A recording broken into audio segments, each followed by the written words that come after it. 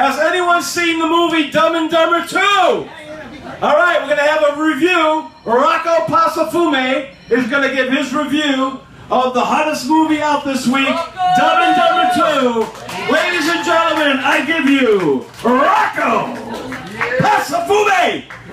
Thank you very much, Howie. Yes, the movie I did this week is indeed Dumb and Dumber 2. It is directed by Peter and Bobby Farrelly. It stars Jim Carrey, Jeff Daniels. 20 years after the original, dim-witted buddies White Christmas, played by Carrey, and Harry Dunn, played by Daniels, search for Harry's long-lost daughter after Harry needs a kidney transplant. As we all know, Dumb and Dumber was the movie that solidified Jim Carrey's career as one of the funniest people of the 1990s. As far as this movie goes, it's been around, like, in regards to the humor of it.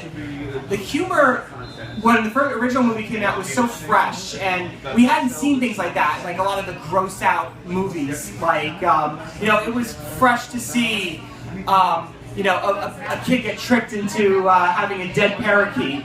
It was fresh to see a guy trick somebody into drinking coffee with laxative in it.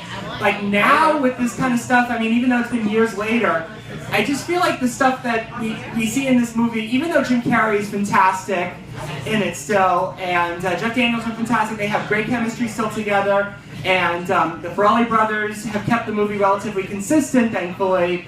I feel like they repeat a lot of the same jokes that were in the original movie, which is never very good.